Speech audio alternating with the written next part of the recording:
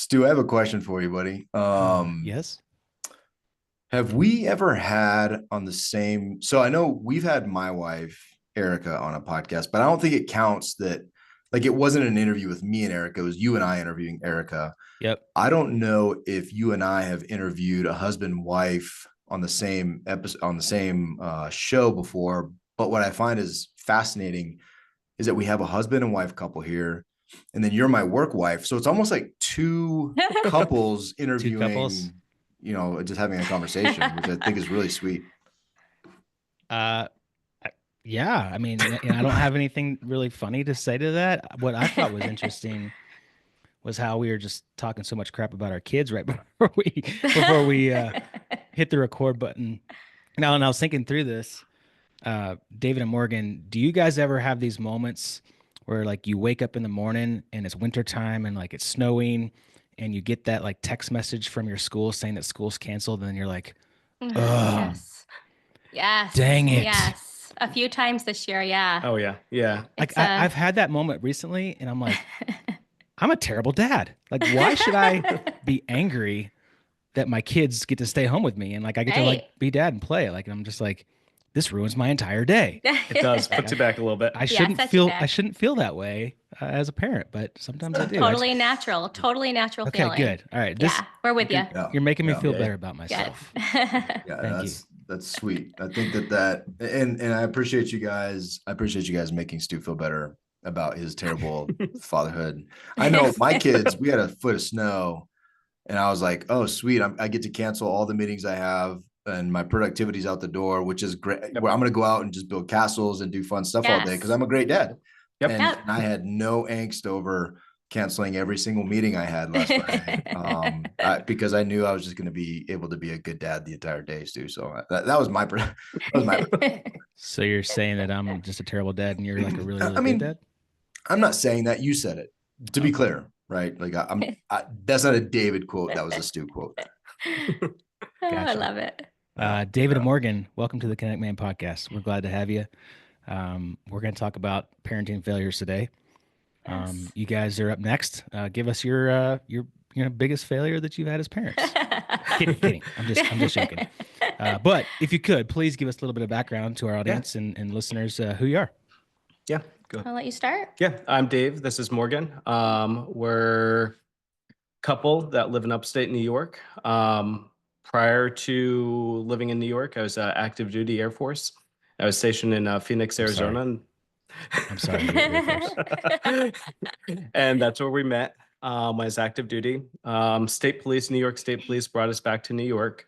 Currently, I'm a New York State Police investigator, and I work in a counterterrorism role. So my role currently is we handle anything outside New York City, and our sole role is to prevent another 9/11 from happening, whether the public realizes that we exist or not. But that's our role to make sure that residents in New York are safe. Hey, So- David, this is one aside, and then I want to get Mhm. back into it. Yeah, But yeah. I think this is something that's really interesting to me. And it's something that I've completely come full circle on recently. Do you find great fulfillment in your job and in your W-2? And do you desire that real estate be a mechanism that takes you from something if you have a lot of pride and joy and passion? And the reason I ask this, I think we have so many. I was in a different place where I felt the real estate path was a path for me to stop doing something. Mhm. And what I didn't do is I didn't measure how much I loved doing the something, whatever that something was. And so I've come full circle and like, yeah, I love real estate. We're going to continue to do it. But like I have pursued another job that gives me purpose, and I never see stopping that. So I was just curious on that perspective because your job is one that it's uniform, a lot of meaning, a lot of purpose. And I don't want to put words in your mouth. Maybe you're like, No, dude, I can't no. wait to quit this job. No, that's a good question. I think you both could say the same thing. You get out of the military, you have that purpose in the military, and you need to find something else to fulfill that. For me, it took me to state police. I think the best job, and I think the best job within New York State Police is being a trooper. So out of the academy, you're a trooper on the road, you're stopping vehicles, you're making narcotics arrests, you name it. I think that is the best job that we have. I don't have that anymore. Um, I like what I do. I think there's a lot of obviously good in it to protect the citizens of New York State. Do I love it? No.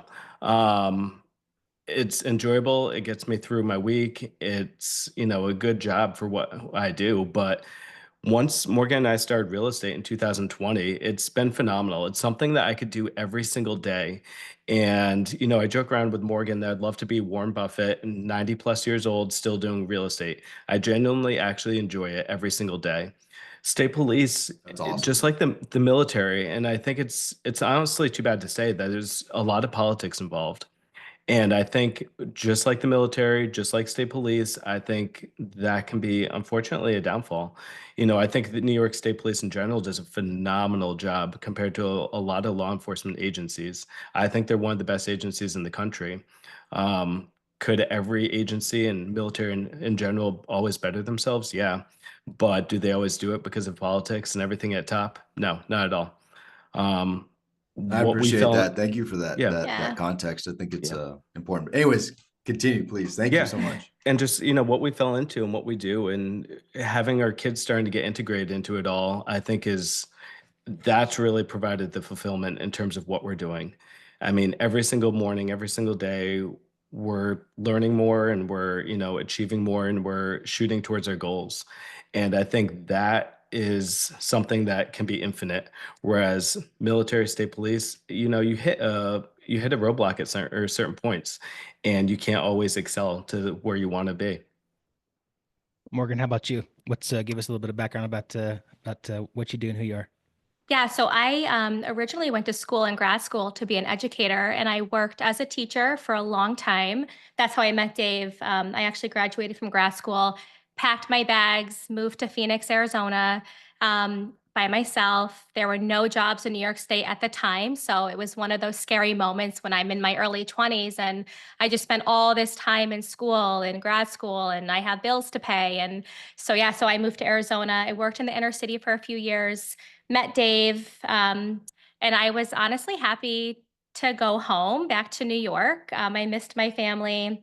He was actually originally from Rhode Island, so when we met, we had no idea that our hometowns were 4 hours apart, which was really cool. So we went back to New York. He went into the academy. I continued to teach here right up until 2017 when we had our son Theo. And then I left the career and I became a stay-at-home mom at that point. It just financially made sense. And I always knew that I had a little bit more to offer to our future kids. And I was happy to make that change. And I've been doing that ever since. So you're the one that has to actually stay home and deal with all those I rugrats do. that Yes, yes. when it's snowing, they cancel school. Yeah, oh yeah, that's me. I am the force of our home, and I make sure everything is well oiled, well oiled engine here. And the day to day is crazy. I have never worked harder in my entire life, but I wouldn't change it for anything. It's been wonderful for our kids and our family, our business, and yeah, I absolutely love what I do every single day. Yeah. And I'd like to say I'm on that kind of that token that, military, state police, whatever, all that, and even the real estate. I don't think, the amount of work that stay-at-home mom does, or just when I'm off with the children, it's insane. And just the amount that she's able to handle at home and keep her house from burning down is great. And I think that allows us to do what we're doing, or that allows me to be successful within state police. And I think that's a huge, huge factor with, doing what we're doing. I love But it's it, a man. phase too, right? I mean, it's going to be short lived. And Yes, we were talking absolutely. about it before we hit record, and I was just like, Yes. man, I can't believe like I'm gonna have a high schooler next year, and how quick it goes. And I tell my wife, in case she's listening, I will happily be a sugar mama recipient, Yeah. like the dude that married up, and so I actually aspire just to be a stay-at-home dad, and my wife, I would happily do that. So Erica, if you're listening, and to all our children, Maya, Jacob, Noah, And to Collins and Wells, we love you dearly, even though we talk a lot of trash on you guys. So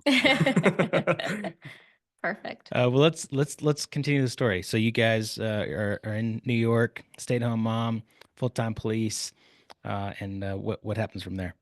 So from the academy, I was stationed in the Adirondacks. So that's upstate New York, and I was stationed in a town called Tupper Lake.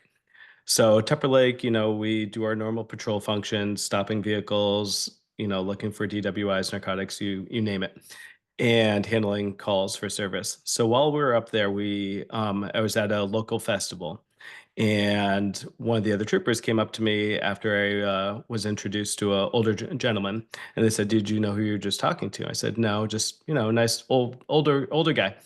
And they said, "No, he's actually from LA and he vacations up here in the Adirondacks, and he has a lot of investments all throughout the United States. And he's just a very, very, you wouldn't know from meeting him, just a very friendly, nice person." So while I was stationed up there, ran into him numerous times, and he would just pull up beside me while I'm on patrol, and just we'd shoot the breeze for 20, 30 minutes and just about everything under the sun. And he really, really, really instilled upon us, just from his story, that you have one life to live. You might as well try something new.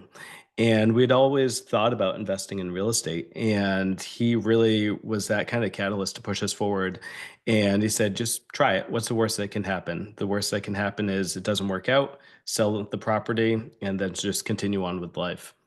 And so in 2020, we kind of took that leap, and we found our first property in Florida.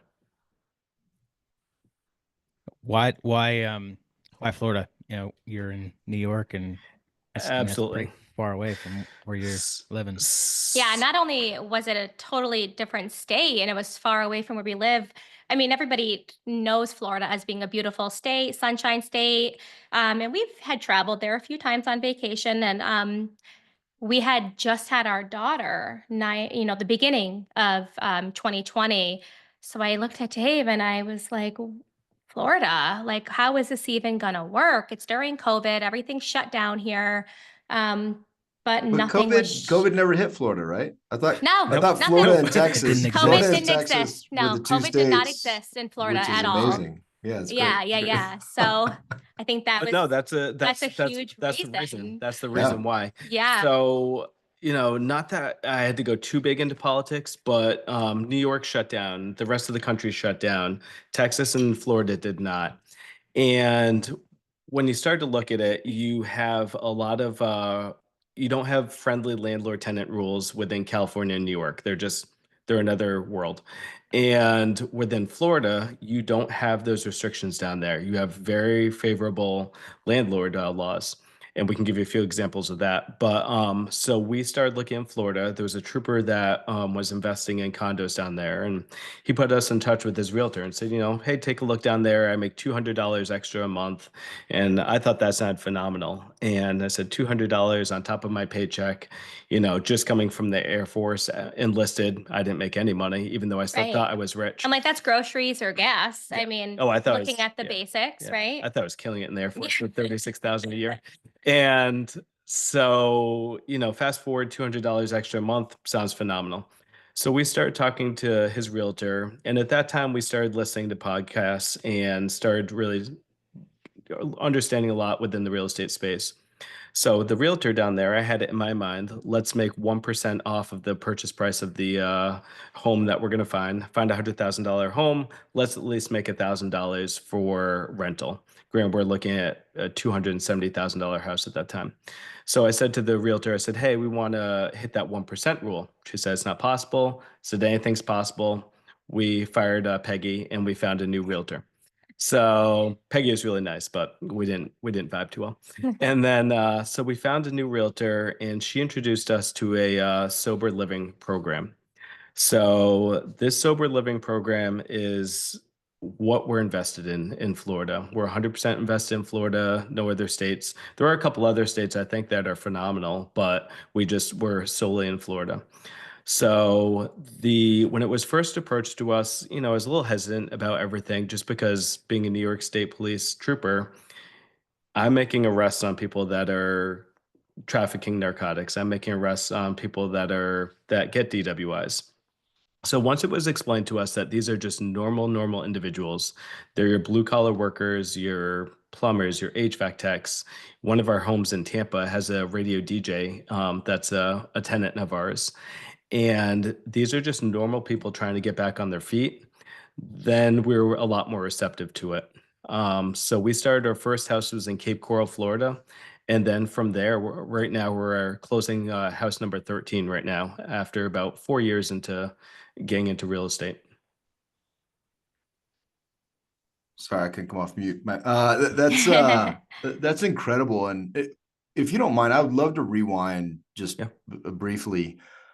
When you were talking about this mentor, it really it struck me a couple ways. One, did he kind of pursue you and there was some kind of connection, or did you pursue him and from a knowledge perspective, how did that relationship work? And really the point of the question is, I think a lot of us go into this type of stuff as solopreneurs and we have this and Stu and I fight this cultural paradigm all the time. We rail against the idea that and a lot of people would say it's American foundation, and I just think it's complete garbage. But the idea of pulling yourself up by your bootstraps, and if it's going to be, it's up to me, and all this independent thought, it's all. So, I mean, especially in real estate, like it's such a lie. I'm going to make it happen. Well, you need a tenant to pay your bills. So like you need somebody, but I'm just curious. And I want to encourage our listeners this idea of mentorship and how that, if you don't mind talking to me a little bit about that relationship, because it sounds like that was the catalyst that really propelled you guys. And I'm curious if you're still in touch with this individual. Oh, absolutely. So he and I talk every couple months, and he'll travel. But the summers he'll come up here, and then summers he's back in LA. I think the thing that resonated with him, and I'll go a little bit into his story. Sure. So his story, unfortunately, he had a son in Hollywood, and his son was an actor there. He had worked on a couple big films. A couple of them were actually under Steven Spielberg. And so later in life, late 20s, unfortunately, he's not getting acting roles, and he ends up committing suicide. So the mentor, you're devastated. You lose Your only your child. only child. Yeah. And he ends up staying busier than you could ever imagine just to take, I think, his mind off of things. So I think within us and within me, he saw someone that wanted to get into this space, wanted, to change his life and change his family. We had just had our son too. And so he sees, they've established a relationship at this point. He always looked forward to you working, and they would meet up and chat and catch up on life. And I think after we had Theo, he really said, I have properties. Have you ever thought about real estate? And I think he had storage units. Yes, storage maybe units, storage and he had units. So apartment complexes all over. Have had like a plethora of different avenues that he was working on. So then Dave would come home to me, and then we would just start talking about real estate and how can we learn more about this. And then of course, Bigger Pockets came around, and I'm up in the middle of the night nursing our daughter, listening to Bigger Pockets podcast and trying to educate myself in the wee hours of the night. And I think that's kind of how it got started. And we both just became really interested and passionate.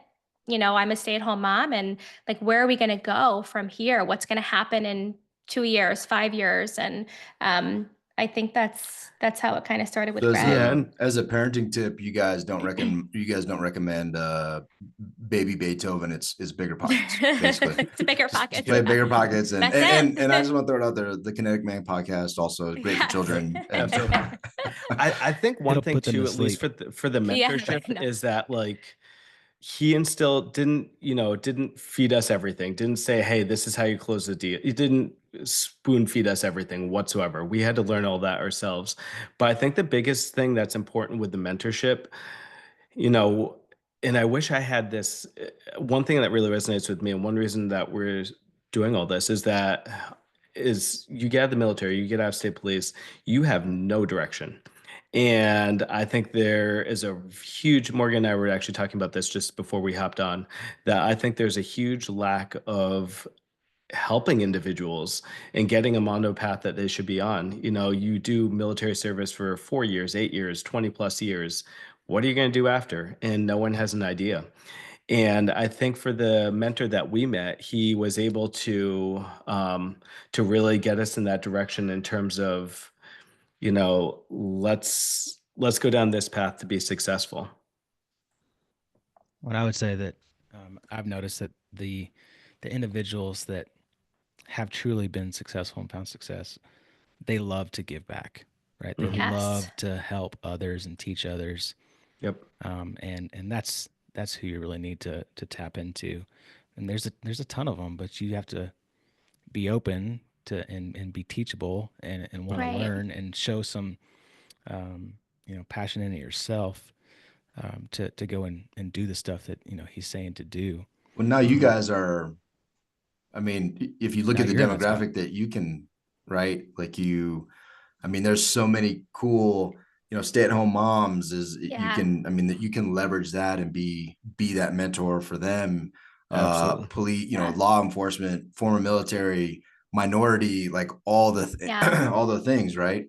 Mhm. And Stu, you could talk to like the white guys if you want, which is cool too. But I mean, it's Hey, such a cool place to also, when you look the other way, on how many people that you could continue to serve and help. Just that mission aspect of, a lot of people don't realize how much mission aspect there is in real estate, which goes back to the Yeah. question I asked you in the beginning. But I love that you're tying your real estate ventures to a bigger purpose, actually a couple bigger Yes. purposes. And this is one also where, man, how many people can you guys serve just through your specific, not only dynamic, but your background and who you guys are and who you appeal to. It's pretty cool.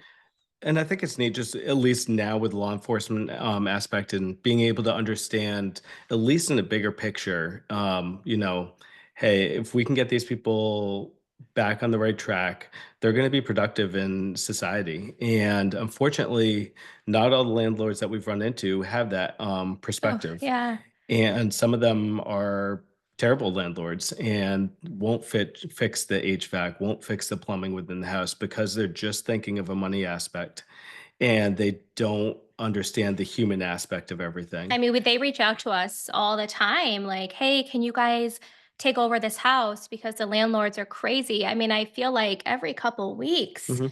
we're being asked to take over other properties, and because the landlords are just atrocious. And that's a big thing when we look at where we're going to buy next and what kind of house we want to buy. And I'm always on the end of, I want to buy a house that these women and children can live in, that's inspirational to them, and it's comfortable and it's safe and it's clean. And, obviously real estate, right? They're investment properties for us. I mean, there is that side of it, but then the other side of it is we have over 80 tenants that are living across all of our properties, and everything needs to be in working order and comfortable, and for these people so that they can move on. And so yeah, the giving back aspect has been huge. And I think Dave and I have always given back throughout our life. I mean, just being an educator, I was giving back all the time to my kids and families and parents. And this just, I think, opened up a whole nother realm of Yeah. giving back even more that you just subconsciously don't even And realize. I think for our kids, obviously our kids are younger, but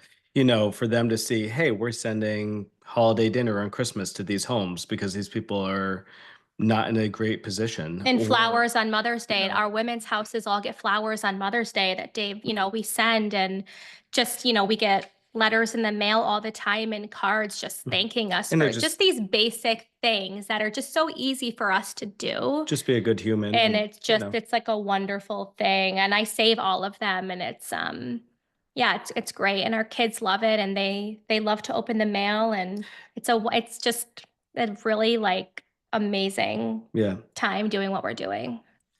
Yeah, and Well, there, that's, and before your questions, this happened this morning, last night, this morning, and it really made an impression on me. But my youngest, my 8-year-old, said, and there's bigger examples of this, like my son wanting to get a Bible for Christmas because he sees me reading it every morning. Yep. But little things. So my son, my youngest, asked me to change all, like, he, any device he uses for whatever, he asked me to change all the times to Navy time. And I was like, oh, cool, buddy. Why? And because he always sees my watch and all my clocks are they're just in military time. Yep. And in his head, it's Navy time. And he was just like, Dad, I want all my clocks to be changed. And where that really, it made an impression on me is, dude, the smallest things and the biggest things, they're watching all of it. Always. And so there's an impact in every single thing we do. And if we're not intentional and conscious about that. And so the things that you guys are doing that they're being exposed to, even though they're young, this is probably the time where they're most impressionable. That's right. And everything is normalized for them. Receiving letters, giving gifts, that's all normalized in their tiny little bodies and their brains. And that's something that will build. It's crazy. Yeah, and I think for me, just, you have, like you said, I think the biggest thing is we can have a successful family. We can have a successful real estate portfolio. The biggest thing is, how do you get your children involved in a positive way? And I think, at least right now, because they are so young and impressionable, is just seeing by action. So we have we send those flowers. They see the flowers that, we order online and we send down to the homes. So for right now, I think that's great. And, we could just give them everything, but I want to have them teach, this is how we do it. This is how we're nice to our tenants. And I think that has just tons of value. yeah. Let's get into the actual mission. So this realtor who did think you could get the 1% rule told you about these sober living houses. Let's talk about that and the mission behind that and how you're impacting the lives that are living in your houses. Yeah, absolutely. So the nonprofit, they're set up all around the country and actually in a couple other countries.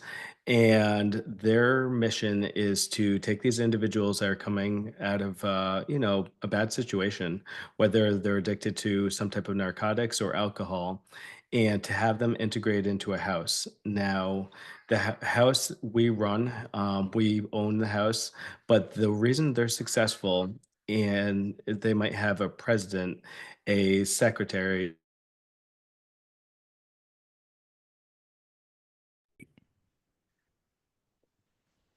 So the success of the house is based off of everyone that lives there. They all have a role, and our role is just to take care of the maintenance.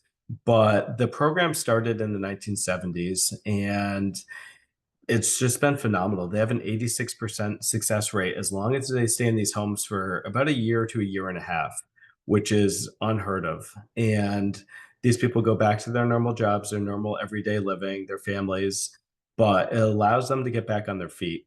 Um, that's kind of the structure of the program that we're involved in. And now, the way it works on the larger scale is that you might have 10 homes in Tampa, 10 homes in Jacksonville, you name it. And those houses support each other. So if you unfortunately have a hurricane barreling in on Tampa and our home can't pay rent, then the Jacksonville chapter will kick in rent for our section or for our area. And if for whatever reason that can't happen, the state of Florida steps in at that point.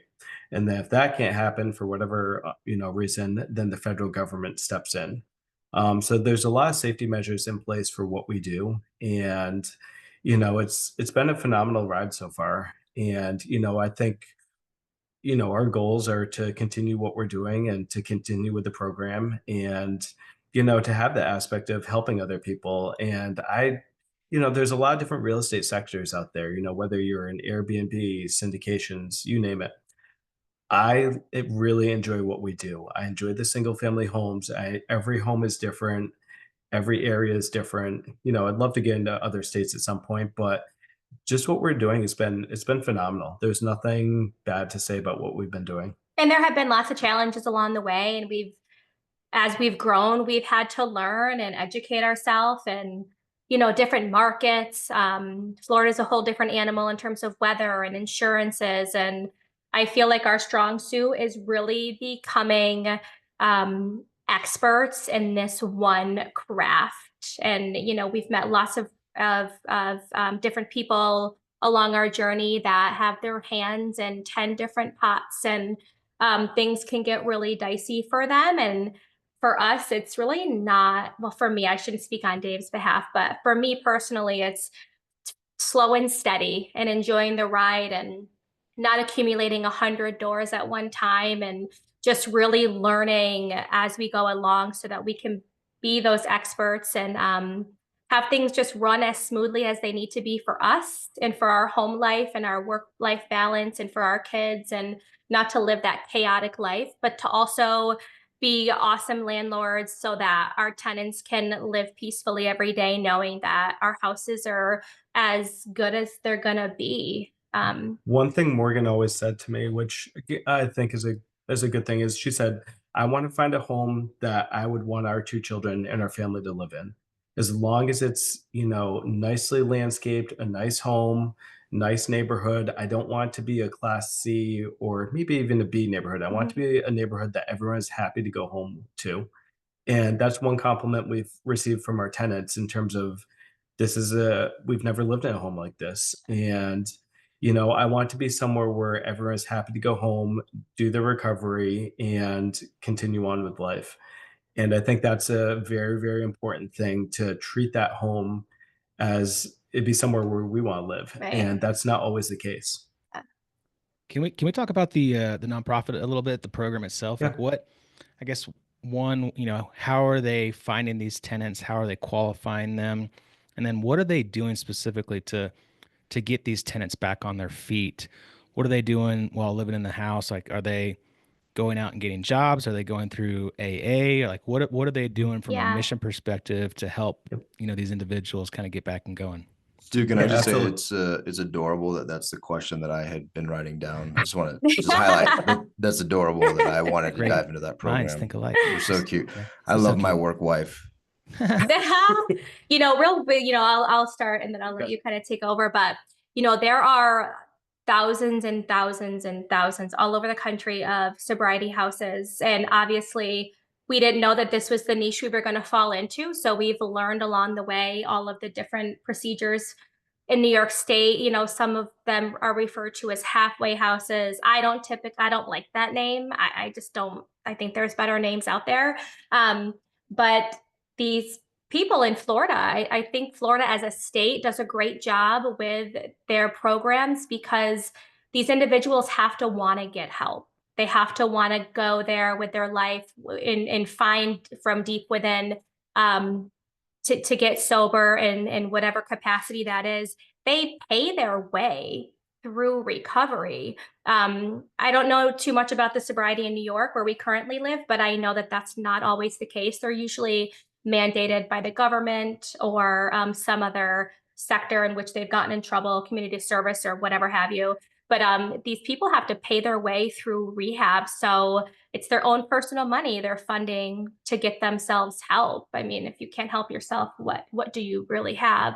So I think starting there is wonderful. And when we dove down that rabbit hole, that was really interesting. And I think that obviously is what makes it so successful there. But yeah, they go through these programs and Yeah, that's really well said. thanks. So no, and she's right. And I think that's the reason why they're successful. So the program, they'll find people that are completing, AA or whatever other type of narcotics recovery program. So even to back up a little more, just to understand where it comes from. So the founder of the program, he went through AA himself. He worked on Wall Street. Unfortunately, he was an abusive husband, and he found after going through recovery himself in the AA home that there was nothing else after. He felt like he needed more. So that's where it started. And like Morgan said, that they have that role in the house, that they take individuals that are maybe recently arrested or that are in recovery programs. They'll take them within their homes, and every Sunday they have a house meeting, and they'll talk about their stories. They'll talk about methods to be successful and to recover. Now, one thing I think that sets them apart from a lot of other programs is that they have to pay their way into that house. So it's not a state sponsored, they don't get a check from the state of Florida to be in that house. So you have to really want to be there if you're going to give up your own personal paycheck. Now, they all have normal 9 to 5 jobs. They have to find them themselves. The state of Florida might help a little bit, but not much. They're, like I said, they're your Just for normal. clarity, they have to find the home or they have to find the job. They have to find the job. Okay, gotcha. So gotcha. their own job. So, if they're a plumber, they have to seek out that plumbing company to work at. So they don't get a handout. And I think that's one thing that sets them apart. There's so many handouts in our world nowadays, and I'm not a big fan of it. But by them having that drive to find their own job and to pursue a life of sobriety and never to go back to that, that's what sets them apart.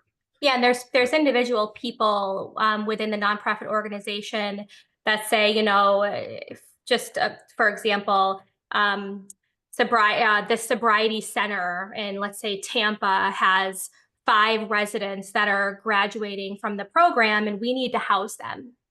Okay, so we need to find a house. So they'll contact us and say, hey, we've got a women's house coming out of Tampa.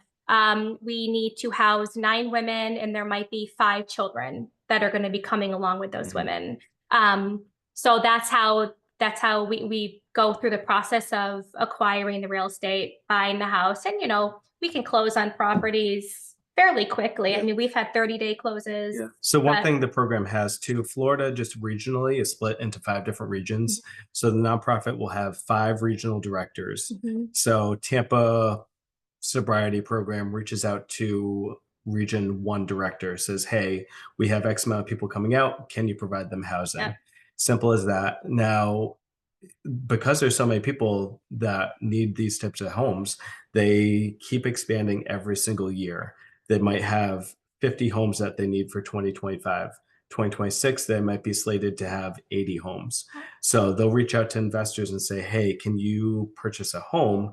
Because we have that growing need for homes for people going through recovery. So that's where we step in, we purchase those homes, and it allows the program to expand even further. So they've been in other states for 20 plus years, but Florida, they just started a couple of years ago, 3.5, 4 years ago. A lot of opportunity. Yeah, that's awesome. Yeah. I mean, awesome. Not awesome that there's so much opportunity No. because of the nature of what's happening, but that's Right. reality, right? I mean, it's just It's realistic reality. I that mean, this is going to yeah. be a. I'm just curious, what is the average stay? What is the average stay of the tenant? And then what I'm hearing you say is the way that you guys manage turnover is that the demand is so high that it's not particularly a huge issue. And Not at also, all. sorry, just as I thought, are these furnished? Are you guys furnishing and they're just moving into a fully rented, or are they bringing stuff and things? Yeah, so to back up, so the furnishing, we don't deal with any of that.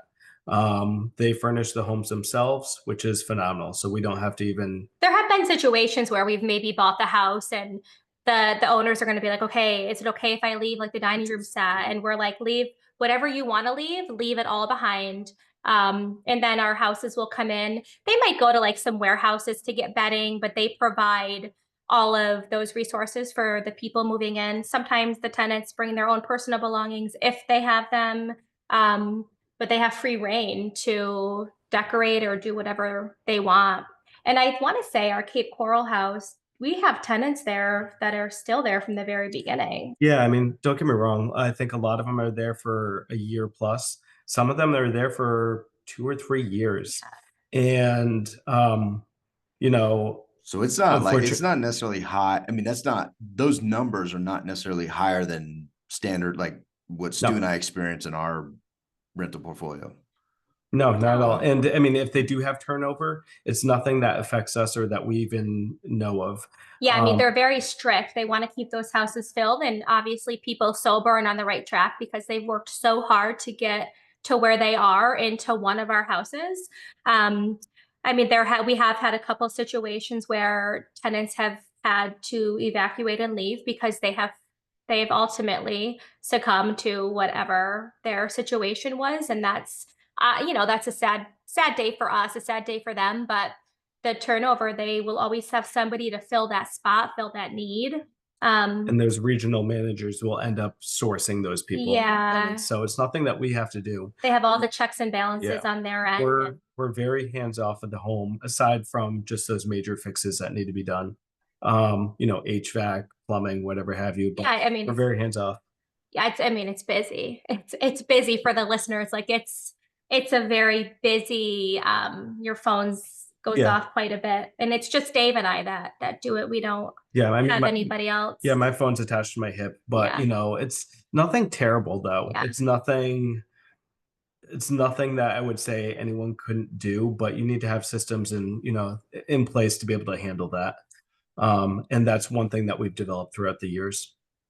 Yeah, now I'm just my real estate brain is going a little crazy. Shoot away, ask us everything. Are you typically renovating these houses, or are you buying them, relative close to turnkey? So all the homes generally will shoot for 4 or 5 bedrooms and 2 to 3 baths. So they're well over 2,000 square feet. Mm-hmm. The bigger, the better for the most part. Which can be challenging actually to find. I mean, it can be really difficult to find properties that work and that fit. And we'll convert, your second dining room or an office into another bedroom. We will do renovations to the house. Nothing, too mind blowing, but we will add extra bedrooms. Yeah, put some walls up. Sometimes it takes a couple weeks. So right now our, number 12 house, we're adding 2 extra bedrooms to that house.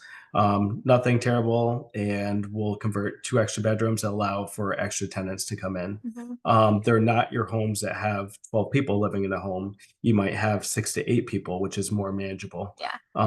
But it's not like a slumlord house where you have 12, 13, 14 people. It's manageable. And that's, like I said, that's one of the reasons they're successful. They make smaller homes, but they're very successful. Are you guys getting, I guess, good news stories? Are you, following the path of your tenants to kind of understand, where they came from, and then, how they're doing and how they're, turning their life around and kind of making a positive impact? I wish we did have more follow-up with them, but the nature of the program is that they do have a lot of privacy. Yeah, there's like HIPAA. I wouldn't say it's terrible. I mean, we do hear from some of our regional guys and gals that we talk to, and there's main communication. But we'll check in and say, hey, how are the kids at this property? How are they doing? Are they settling in? There was an instance, I think last year, maybe Dave and I were going to put a play set in. Like we wanted like a play set for the kids at the house. And sometimes when it comes down to insurance, you're not allowed to do those things. So these are like in my mom heart, I'd like to do that, but it is a business and there are some precautions that we have to take to protect ourselves.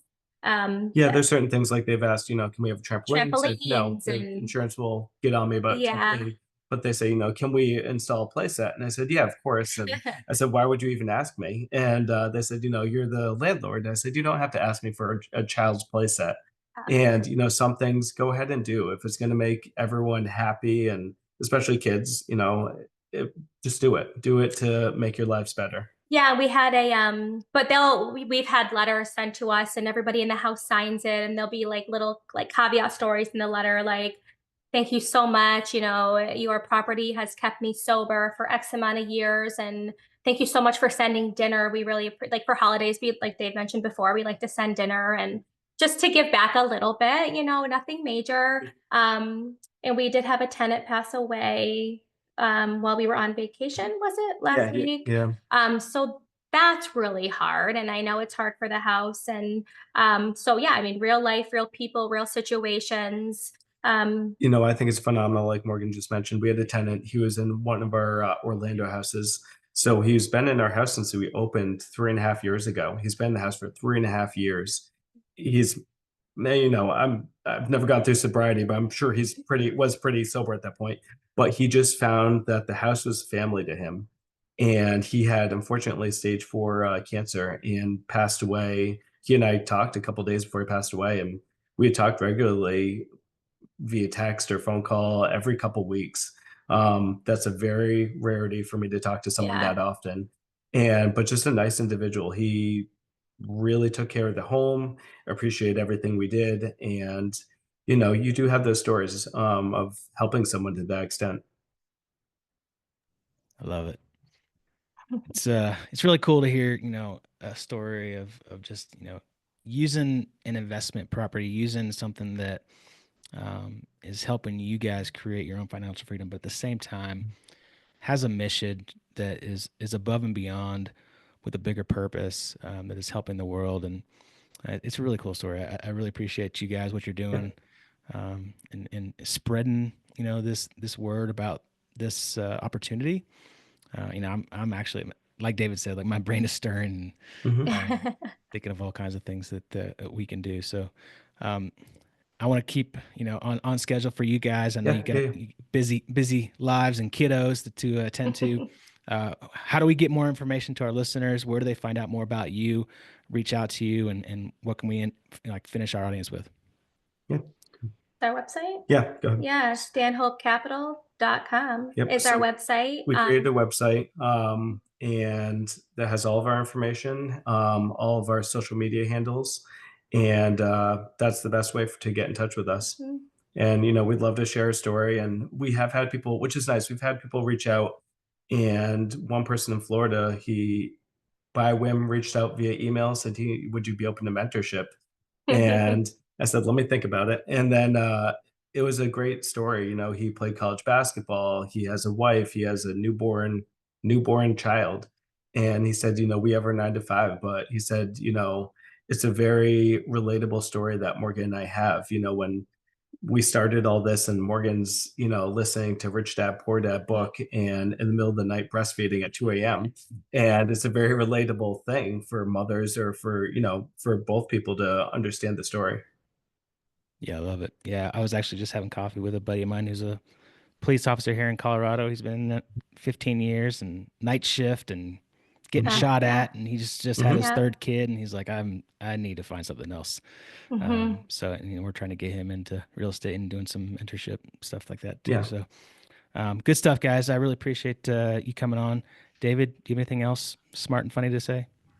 No, man. Oh. I appreciate you guys. Thank you so much. And what an amazing mission, and what an incredible story. And again, I think I'm most excited for you guys as you move forward and you're accomplishing all your goals, and all that's amazing. But the impact you're making on your children, the impact you're making on those, I mean, people reaching out for mentorship, and there's a generation coming up too that you have with a unique story, but also very relatable. Just Yes. a platform to really make a big impact and drive. You know, we go to these redemptive real estate meetings, and when you look at how can we use real estate to, you know, from Stu and my perspective, how do you use it to glorify God? How do you use it to express your faith? How do you use something that is so ubiquitous to do something that's so precious and so long lasting? And so I appreciate you guys and what you're doing. It's awesome. Absolutely. It's incredible stuff. Absolutely. Awesome. And Thank you. we'd be willing to do a part 2, part 3. We have a lot more, so That sounds good. we'll make Yeah, it. I love Yeah. it. we'll put your contact information, your website in the show notes. Guys and gals, reach out to David and Morgan Stanhope, and have a great day. Thanks, guys. Thank you very Thank much. you Thank so you guys. much. Thank you. Thanks.